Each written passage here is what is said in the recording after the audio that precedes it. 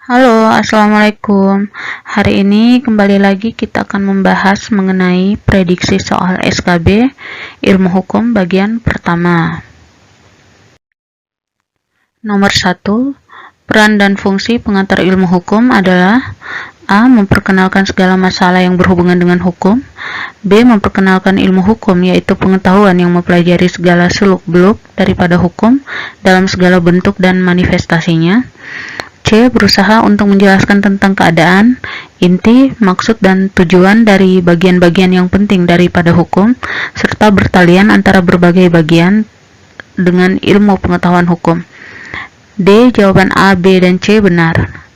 Jawabannya adalah D. Jawaban A, B, dan C benar. Nomor 2. Menurut J.B. Dalio, ilmu hukum adalah ilmu pengetahuan yang objeknya hukum. Ilmu hukum akan mempelajari semua seluk-beluk mengenai hukum, yaitu A. Misalnya mengenai asal perwujudan, wujud, manfaat, sistem, macam pembagian, jumlah perkembangan, fungsi dan kedudukan hukum di dalam negara.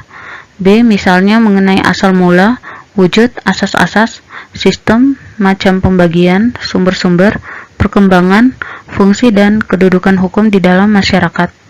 C. Misalnya mengenai tempat, wujud, ragam, sistem, macam pembagian, sumber-sumber, statistik, fungsi dan kedudukan hukum di dalam pemerintahan. D. Misalnya mengenai asal-usulnya, wujud, manfaat, sistem, macam pembagian waris, jumlah perkembangan, fungsi dan kedudukan hukum di dalam pemerintahan. Jawabannya adalah B. Misalnya mengenai asal mula, wujud, asas-asas, sistem, macam pembagian, sumber-sumber, perkembangan, fungsi dan kedudukan hukum di dalam masyarakat. 3. Pengertian hukum menurut Profesor Dr. Kusumatmaja adalah A. Keseluruhan proses-proses serta unsur-unsur yang mengatur pergaulan hidup dalam pemerintahan yang bertujuan memelihara ketertiban, juga meliputi lembaga-lembaga dan proses-proses guna mewujudkan berlakunya kaidah itu di dalam negara. B. Keseluruhan momentum serta peristiwa yang mengatur pergaulan hidup dalam negara yang bertujuan memelihara ketertiban, juga meliputi lembaga-lembaga dan proses-proses guna mewujudkan berlakunya kaidah itu dalam pemerintahan. C. Keseluruhan kaidah-kaidah serta asas-asas yang mengatur pergaulan hidup dalam masyarakat yang bertujuan memelihara ketertiban, juga meliputi lembaga-lembaga dan proses-proses guna mewujudkan berlakunya kaidah itu dalam masyarakat. D. Keseluruhan proses-proses serta unsur-unsur yang mengatur pergaulan hidup dalam pemerintah daerah yang bertujuan memelihara ketertiban, juga meliputi lembaga-lembaga dan proses-proses guna mewujudkan berlakunya kaidah itu dalam pemerintah daerah. Jawabannya adalah C. Keseluruhan kaidah-kaidah serta asas-asas yang mengatur pergaulan hidup dalam masyarakat yang bertujuan memelihara ketertiban, juga meliputi lembaga-lembaga dan proses-proses guna mewujudkan berlakunya kaidah itu dalam masyarakat. 4. Menurut teori teokrasi, hukum adalah A. Hukum harus diberlakukan seperti perintah Tuhan. Teori ini berlaku bagi orang yang tidak tahu agama dan tunduk kepada hukum. B. Hukum harus diatur karena menjadikan hukum adalah bukan perintah Tuhan. Teori ini berlaku bagi orang yang tidak patuh kepada agama dan tunduk kepada pemerintah. C. Hukum harus ditaati karena menganggap bahwa hukum adalah perintah Tuhan. Teori ini berlaku bagi orang yang fanatik dengan agama dan tunduk kepada hukum. D. Hukum harus diberlakukan seperti perintah Tuhan. Teori ini berlaku bagi orang yang tidak tahu agama dan tunduk kepada pemerintah. Jawabannya adalah C. Hukum harus ditaati karena menganggap bahwa hukum adalah perintah Tuhan. Teori ini berlaku bagi orang yang fanatik dengan agama dan tunduk kepada hukum. 5. Unsur-unsur hukum meliputi kecuali A. Peraturan pemerintah daerah. B. Peraturan diadakan oleh lembaga resmi dan berwajib. C. Peraturan itu bersifat memaksa. D. Sanksi bagi para pelanggar peraturan itu adalah tegas. Jawabannya adalah A. Peraturan pemerintah daerah. 6. Salah satu ciri-ciri hukum adalah A. Adanya keadilan yang dijalankan. B. Adanya perintah atau larangan. C. Larangan tidak perlu disebarluaskan.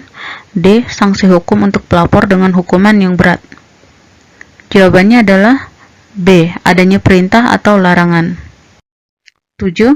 Sumber-sumber hukum formal antara lain yaitu A. Undang-undang, B. Undang-undang dasar, C. Jawaban A dan B benar, D. Keputusan-keputusan hakim.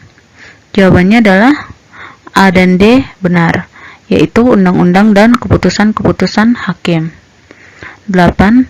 Pandangan modern terbentuknya hukum adalah A. Hukum terbentuk dengan berbagai macam cara, B. Hukum oleh pembentuk undang-undang dan hakim menerapkan undang-undang, C. Penerapan undang-undang tidak dapat mekanis tapi perlu penafsiran, D. Jawaban A, B, dan C benar. Jawabannya adalah D. Jawaban A, B, dan C benar. Lanjut di nomor 9, pendapat para sarjana tentang tujuan hukum adalah A. Untuk keamanan, keindahan, dan untuk kebaikan dan untuk kepastian hakim, B. Untuk kedamaian, keindahan, dan untuk keanehan dan untuk kepastian hukum, C. Untuk keamanan, keadilan, dan untuk kebaikan dan untuk kepastian hakim, D. Untuk kedamaian, keadilan, dan untuk kebaikan dan untuk kepastian hukum. Jawabannya adalah D.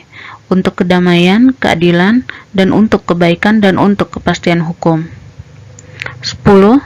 Aliran-aliran hukum dalam masyarakat meliputi A. Aliran legisme, aliran Rechsler, aliran Rechtsfinding, B. Aliran legisme, aliran Rechtsstaat, dan aliran Rechtsfinding, C. Aliran Lexis, aliran Rechtsstaat, dan aliran Rechtsfinding, D. Aliran Lexis, aliran Rechsler, dan aliran Rechtsstaat. Jawabannya adalah A. Aliran legisme, aliran Rechsler, dan aliran Rechtsfinding. 11. Lahirnya tata hukum di Indonesia pada tanggal A. Tanggal 22 Desember 1950, B. 17 Agustus 1945, C. 21 April 1928, D. 20 Oktober 1945. Jawabannya adalah B. 17 Agustus 1945. 12. Hukum tertulis atau statute law atau written law adalah A. Hukum yang dicantumkan dalam berbagai peraturan perundang-undangan satu negara, B. Bagian yang dicantumkan di dalam berbagai peraturan perundangan satu daerah, C. Hukum yang diuraikan dalam berbagai peraturan menteri satu negara, D. Bagian yang diuraikan dalam berbagai peraturan menteri daerah satu negara. Jawabannya adalah A. Hukum yang dicantumkan dalam berbagai peraturan perundangan satu negara. 13. Hukum pidana adalah A. Apabila dari peraturan yang menentukan perbuatan apa yang diikuti dan termasuk ke dalam bukan tindak pidana, serta membuat hukuman yang dapat dijatuhkan terhadap yang membuatnya. B. Keseluruhan dari peraturan-peraturan daerah yang mencari perbuatan apa yang dilarang dan yang termasuk ke dalam tindak pidana, serta memberikan hukuman rodi yang dapat dijatuhkan terhadap yang melakukannya. C. Keseluruhan dari peraturan-peraturan yang menentukan perbuatan apa yang dilarang dan termasuk ke dalam tindak pidana, serta menentukan hukuman apa yang dapat dijatuhkan terhadap yang melakukannya. D. Sebagian dari peraturan-peraturan yang menentukan perbuatan tercela yang dilarang dan termasuk ke dalam tindak pidana, serta menentukan hukuman apa yang dapat dijatuhkan terhadap yang melakukannya. Jawabannya adalah C.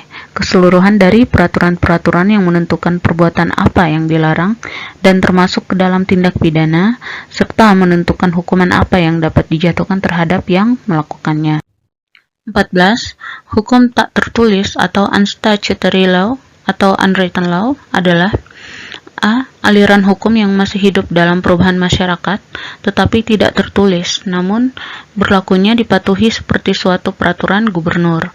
B. Aliran hukum yang masih terjadi dalam perubahan masyarakat lokal tetapi tidak tertulis, namun berlakunya dipatuhi seperti suatu peraturan bupati. C. Hukum yang masih diberlakukan dalam keyakinan masyarakat luas tetapi tidak tertulis, namun berlakunya ditaati seperti suatu peraturan perundangan dasar. D. Hukum yang masih hidup dalam keyakinan masyarakat tetapi tidak tertulis, namun berlakunya ditaati seperti suatu peraturan perundangan. Jawabannya adalah D. Hukum yang masih hidup dalam keyakinan masyarakat tetapi tidak tertulis, namun berlakunya ditaati seperti suatu peraturan perundangan. 15. Yang dimaksud dengan lembaran negara adalah A. Suatu lempengan, tembaga, tempat mengumumkan semua peraturan-peraturan daerah dan pemerintah agar sah berlakunya. B. Suatu lembaran kertas, tempat mengumumkan semua peraturan-peraturan negara dan pemerintah agar sah berlaku. C. Suatu lempengan tembaga, tempat mengumandangkan atau menyuarakan semua peraturan-peraturan daerah dan pemerintah agar sah berlaku. D. Suatu lembaran kertas, tempat mengumandangkan atau menyuarakan semua peraturan-peraturan negara dan pemerintah agar sah berlaku. Jawabannya adalah B. Suatu lembaran kertas, tempat mengumandangkan atau mengumumkan semua peraturan-peraturan negara dan pemerintah agar sah berlaku. Oke, demikian video kali ini. Terima kasih.